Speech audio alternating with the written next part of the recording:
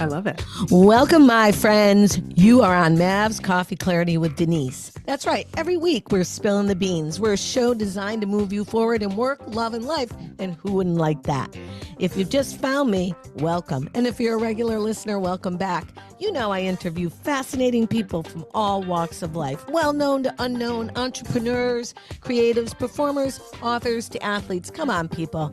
We're spilling the beans and we're laughing all the way to the bank. Business and life hacks that will move you forward. We're a well-deserved coffee break, unedited, authentic, coffee with a friend. That's right. And to learn more about me, visit DeniseDiGrigoli.com, but do it after the show. Because today we have someone fabulous. As always, the Muthership is in the house, my friends. Helen Polise. Oh, my heavens. 1 million followers on TikTok, Yes. The TikTok famous teacher, a TV commercial producer with the salt behind her to move a volcano. I love that. Impressed. I'm so impressed, Helen. Thank you so much for being with us today. What a nice Welcome. intro. Thank you for having me. My friend Mindy introduced us to Helen a while ago, and my husband Troy, who has a decent following as well, learned so much from the Muthership.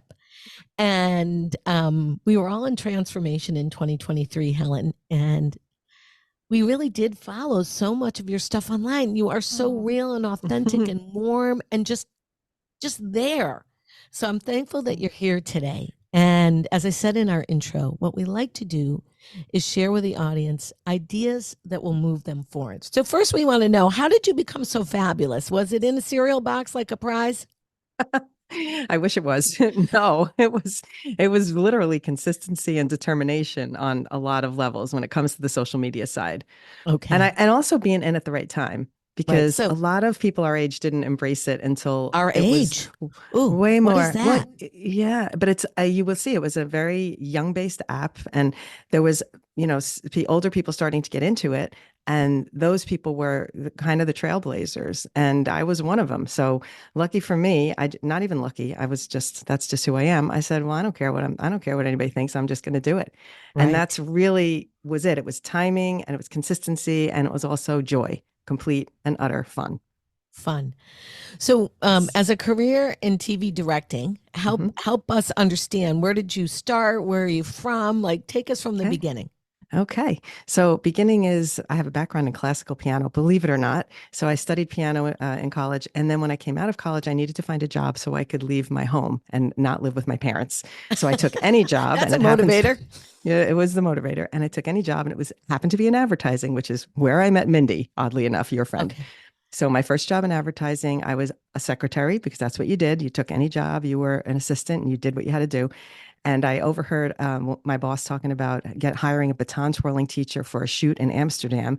And I was like, who? After the meeting, I went in there and I said, I can teach baton twirling. And he said, what? Bring in your baton and show me tomorrow. And he sent me on a shoot to Amsterdam to teach Dutch girls how to twirl batons. Oh, my daughter's going to love this. She's dying to go international. How old were you? Crazy. So I was literally 24 years old. So I was just coincidence. And it was perfect, because I saw a shoot going on, but I didn't have to be responsible for anything. I was just there to teach the kids how to twirl. And so I observed that shoot and I went, this is what I need to be doing. I loved it. It just lit something in me, and I knew that that's where I had to be. So that's how I really got started. And then my boss was wonderful. He threw people in way before they were even ready. And he said, you'll figure it out. So after that shoot, when I expressed an interest, he started throwing me in, and that started my journey in production, and I just fell in love with it. So my background there is what really fed into my success on social media. There's definitely a direct connect from sitting in edit rooms and understanding how shots go together and how to make content. And it sounds to me like you're a lifelong learner too, and also somebody that will, jump on the Russian roulette game table and say, let me see what happens. Yes. Right? I have no fear. And I also love technology. I always have. When those computers came into the advertising agency, I was like, I will figure out how to use this. So yeah, I love technology. Were you always like with an insatiable appetite as a kid? Like, I'm going to learn it. I'm going to try it. I have no fear. Or did somebody mentor you and kind of push you off the cliff? I was definitely more of a my upbringing was very, I want to say, sheltered. My parents were more like, oh, be careful. Oh, don't do that. Oh, be careful. So Mm. when I left my home and I started to realize the things that I could do, and I stopped limiting myself. And I think a lot of that was my boss. My first boss always said, knowledge is power. And then Knowledge is power. I took that to my core. And when I would sit in the edit rooms, I wouldn't just watch, I would watch what they were doing. How were they making those edits happen? So I really was always curious and a technology person at learning at heart. So now you referenced, and we've talked about this for the past few guests about age. We're ageless here on Mavs Coffee Hmm. Clarity because we gratify the whole 9 yards. But Yeah. tell me about, because Ava said that, my daughter said the same thing. Mom, TikTok isn't for you. It's for the young people. I'm like, excuse me, I'm the woman writing the checks. Hello, hello. So tell me about that, because so much of it now is Oh brand yeah. related, right? It's not It's just so weird little videos. No, it's crazy. And it's also, I could speak to the topic on ageism because I've been invited on news shows and they always refer to me as a grandfluencer. And this gets me irate in a Grand way. influencer, Grand, like granny, like grandfluence. granny. And I hate Wow. it. I hate it. First off, I'm Yeah. not even a grandmother, but even if I was, why do I have to have that label? Other influencers don't have labels like that. They're just influencers. So I Right. didn't really appreciate it. And I realized that no matter what happens, you are judged by your visual. Right. So and the fact is, age plays a huge role in my confidence because I don't really, you get to that point and not in a negative way that you don't care what people think, but you realize that you have the confidence to be who you are without worrying about what people think. So Right. it's not that I don't care. It's just that it doesn't bother me if those people don't agree with what I'm doing. It Well, I just always doesn't say, yeah, bother it's me. mad hours. I feel confident. I've had so many hours Hmm, on the mat. Like, you can't really screw with me because I right. really know what I'm talking Yeah. about. It's And totally okay. and first of all, I mean, we are videotaping this through Zoom, but it's going to be on podcast, right? But I want everyone to know that Helen is fabulous and looks like a badass, fabulously beautiful woman. J Lo, move over. Move You're so over, cute. sister. You're so cute. But okay, Um, because I have the same thing, and my husband's in art restoration, so he ages into his career, right? You want a guy mm, that's done art restoration around for a long time. I always wonder, like, if somebody has like 5 MBAs and a PhD, are they going to come eat my lunch and my marketing clients? But I say no. You know why? Because there's that old thing, like the boat mechanic that comes in and hits the button once and the yeah. boat is repaired and you charge him, 50 grand, or the guy that sits on the boat for 5 days and charges him 5 grand and gives you a half-assed job. I don't know, which one do you want? I know. I know. So coming right along, that was a long-winded segue. I don't know why I did that, but that's all right. Tell me about how you bridge between being an art director, a creative director, a commercial. I'm really enamored with being a commercial uh, Yeah. I director. have, Like, I tell me love about this. that. Okay, I have such a good current story to tell about this that's going to explain everything in terms of how production even is a very young business. Okay. So, Mm. just there's up and coming directors, everyone's trying to break in, they're building their reels, they're wowing people with fake content that they were claiming they directed, whatever it is. And so now when I come onto Zoom meetings Yeah. and I'm meeting a new team that I'm working with, Uh-huh. they see me and I know this, they've already kind of put me in a place like, oh, she's like the older person involved, producer, director, Okay. whatever role I'm playing at the time. And I make sure, Mav, Yeah. I work in my TikTok following somehow because when they hear that and know that about me, it totally changes the game for how I'm treated in that meeting and how I'm viewed in that meeting and my importance level in the meeting because I am more current when it And comes to, then, yeah, and it has changed the effing game for me. I'm mm, telling you, I'm getting booked on things where they bring me as the TikTok expert, as they have another director and they bring me in as the TikTok director. how did you So, become the TikTok expert? Just trial and tribulation?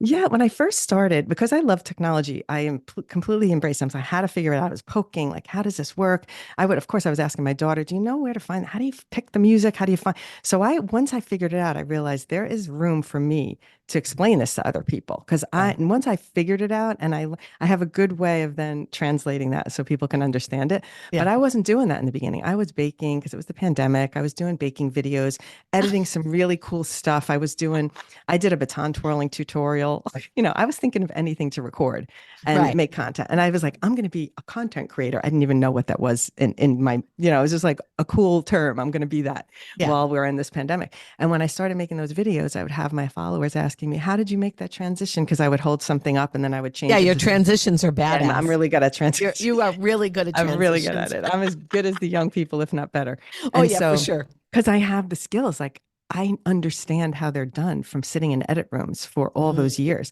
So I didn't even have a learning curve with knowing how it's done. All I had to figure out was what buttons to push on the app to make it work.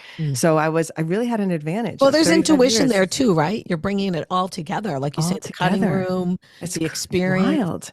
Yeah. And it's like all those things sitting through like learning green screen. That was so basic to me because people have their green screen gets fuzzy and faded and they're not really solid in their green screen. I know how to work That would around be that. me. You know what I mean?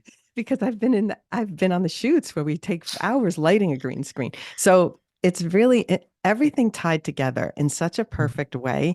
That's why you just never know. Your knowledge always builds on itself. And Right. if you keep learning, you will then take yourself to the next level on something else. And that's who I am. So when one of my followers said, how'd you do that transition? I was like, oh, as a joke, I'll make you a tutorial. Because I saw Yeah. people doing tutorials there on Yeah. the app. And I was like, I'm going to do. So I did a joke. I was like, so many people were asking. So I'm going to explain how I did this thing. Meanwhile, it was one person asking. So it was just a complete joke. And that video exploded. I had so many followers after that because of the way I explained it. Because I have, of course, two phones, right? I have my one working phone and my other phone. So I can point one phone at the other phone and explain it. No one was doing that. They were all using screen recording. Now a lot of people are doing what I do because people, copy, they Do see. I need another phone, Helen? No, you don't because you're not teaching anybody. Okay, yeah. Okay. If you needed to show something on your phone, you need another phone to point at it. But no, you don't need that. Okay, no, I One don't need phone's that. At fine. least right now for what I'm Not doing right now. Okay. All right. So if people Good are question, though. listening, yeah, well, I want I also everyone to be, ran. we're going to Yeah. definitely say you need to follow the Mothership on TikTok and your website. We're going to give at the end, but I want to know, so what's the life hack here for the listener? Is it don't give up? Is it screw it, don't screw with my age? Is it be a lifelong learner? Is it my kids help me? Like, Oh, 'cause I not my feel kids like help me. your kids help you or no? No, I said not that one. All the rest that you said are accurate and they all feed into it. Mm. But I think that the key thing is relentlessness. If you are not willing to give up and you just gonna go, like a lot of people complaining about views right now. I've never really complained about views, nor do I care. Because those 200 people, if that's all I'm getting, 200 views, those 200 people are paying close attention to what I'm teaching and they're going to tell other people. So it's like, if you become the expert in whatever it is you're sharing, whatever knowledge you're putting out there, if you're really funny, so you're relatable, that's going to be a win. You don't have to be teaching something to have a following. You just have to be consistent with something you're passionate about. Right. It really And feeds into what you love. And I think too, consistency comes when you find your voice, right? You got to try it. Like you said, you were doing cooking videos, you were doing twirling batons, and then you kind of stepped into like, oh yeah, I'm going to teach this. And you did it by accident, right? So to me, the life hack there is be willing to try. Oh, You have a little grit, be resilient. And I think it's a real beauty world out there, right? Look at, we're not going to go back and give any extra bonus to the Kardashians, but look, it's a reality TV kind of thing. So what do you do regardless of your age, to fight the ageism or the beautyism, just to be you and to be seen and to be heard? Because people really need to know that. I agree. I want to represent my age. Like, I'm not trying to hide my age. I want to represent that no matter what age you are, you can still be really good at something that isn't, quote, for older people. You could do whatever you want. So it's the whole thing is letting go of the rules and just saying, I'm just going to show up how I want to show up. There's something that I could have done when I started making tutorials. I could have said, oh, wow, that's what people want from me. I'm only going to make tutorials now.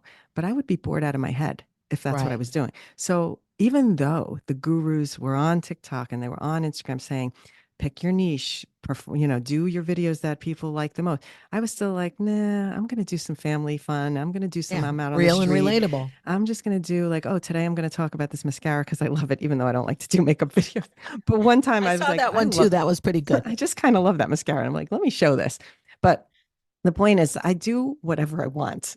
And that is the key, is knowing that it's okay not to follow any rules. Because when you don't follow Mm, them is sometimes when you have an opportunity to reach people by accident. You do don't something follow that any might be rules. really, Sound like yeah, Miss it's just Maisel there. good. I want to break No, all the I rules. love it. I love that Now, show. what's the biggest challenge you have with running your business as a TV commercial producer Mm. and the mothership on TikTok being the most influential TikToker there is? Yeah. The challenge is always time because the production business is very time heavy. So when you're in a shoot, it's constant. It's meetings and this pre-production and this phone call and it's not a 9 to 5er. It's like sometimes goes late to night into the night. But what I Mm. really think my kind of secret sauce is I will never kind of let a day go by that I don't think about TikTok. I don't go, oh, Uh, I can't even think about it this week. I'm just too busy.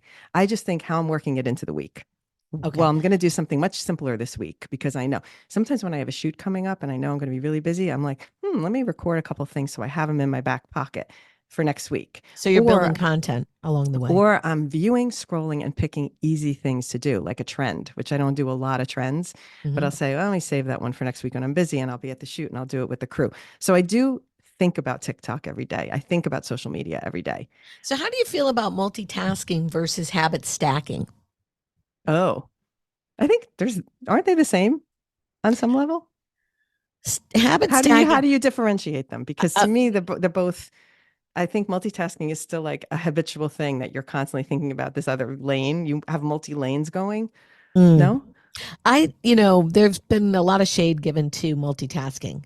As an entrepreneur, I spent a lot of time multitasking, but Okay. I've cleaned it up a bit in habit stacking. So the low hanging fruit will be I put the laundry in while I'm writing a proposal, right? Mm-hmm. So that's a habit stack, as opposed to having 10 of my top clients out on my desk with pretty heavy duty things that I'm following through because I Mm-hmm. do a lot of strategy, so that each person gets the best of me. Then I don't do that anymore. I did that as a much younger person. I'd have, all these projects going.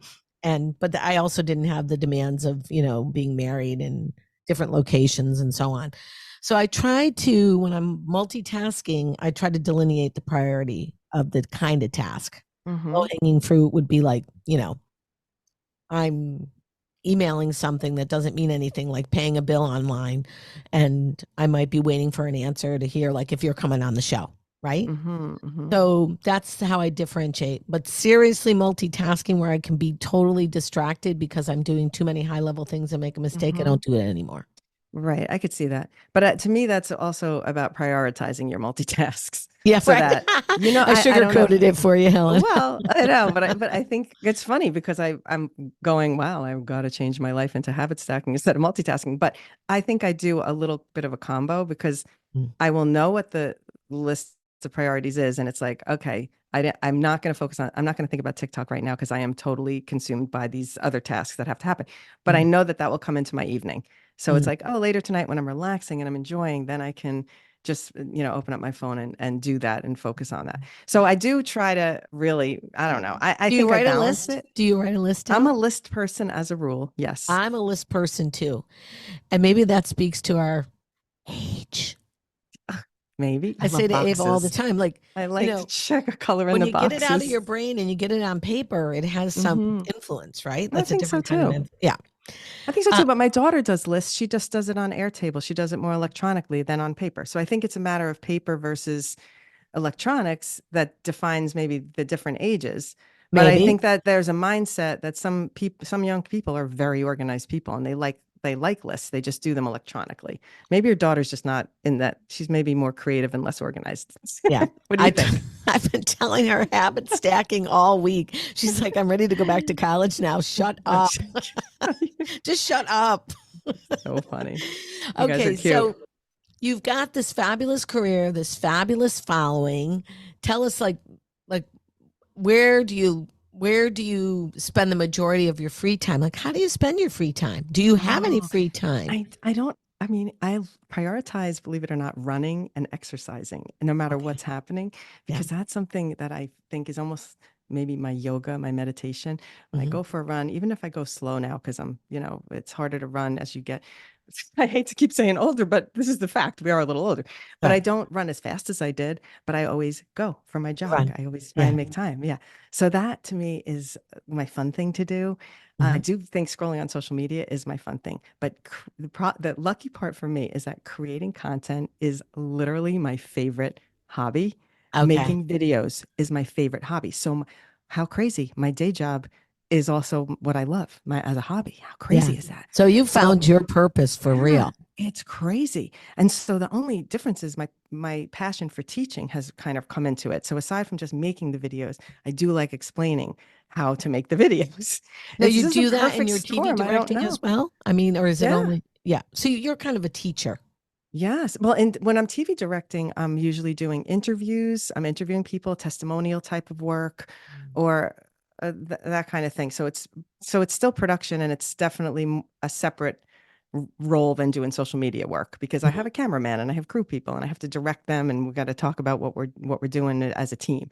And Mhm. social media, I'm kind of running on solo, flying solo, which is Mhm. fun. So I can be way more creative. Whereas I'm with the team, I have to consider, okay, we have creative people. We know they have a vision for what they want, and we're trying to make their vision come to life.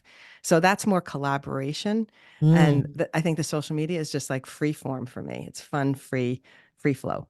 So if I'm one of the listeners, I'm thinking, wow, Helen had this fabulous career. She stumbled upon this job teaching batons in Amsterdam, and it's been the golden carpet ever since then. So what You're so that would be cute. great, right? It What's would the be great. biggest fiasco where you found the greatest silver lining in your life? It could be work, Ooh, personal. okay.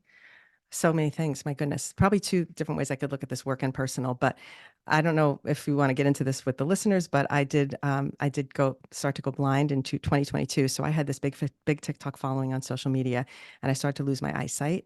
Oh, And I did you know that?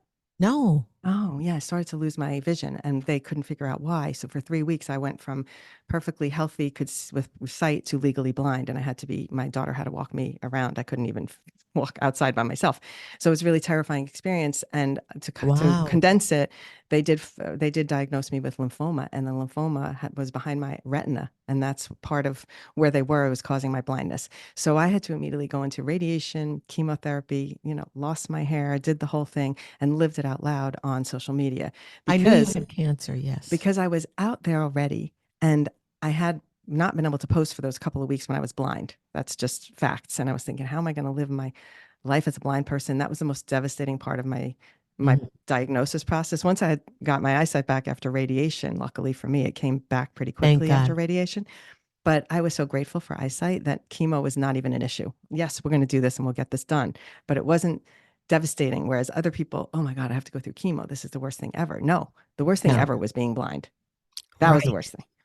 Did you have any It's how terrifying. did you know? Like all of a sudden you just became blind one day or did you have any It warning just signs? things were on at first. It was wavy pavement when I would walk in the streets. I'm like, what's going on? And then it would start to be dark in front of me, like shaded like a curtain. And they thought that I had a detached retina happening.